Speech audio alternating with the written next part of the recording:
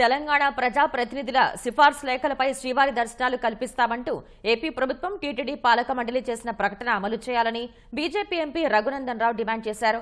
వేసవి సెలవుల్లో తమ సిఫార్సు లేఖలపై వచ్చే భక్తులకు దర్శనాలు కల్పించకపోతే తెలంగాణ ప్రజా ప్రతినిధులు అందరూ తిరుమలకు చేరుకుని టీటీడీతో తేల్చుకుంటామన్నారు.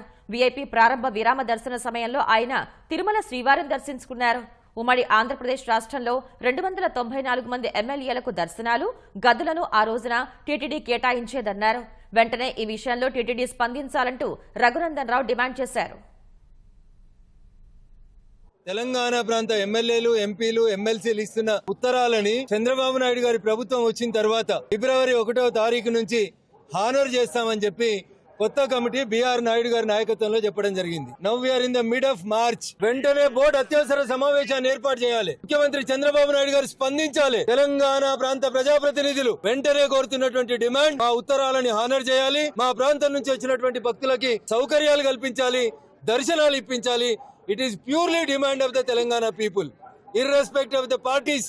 అందరు ప్రజాప్రతినిధులు అడుగుతున్నటువంటి న్యాయమైన కోరిక ఇది.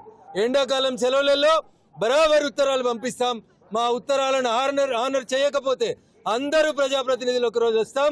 వి will see what the TTD will do. Telangana ఎమ్మెల్యేలు, ఎంపీల ఉత్తరాలని వెంటనే రేపటి నుంచి గౌరవించాలి.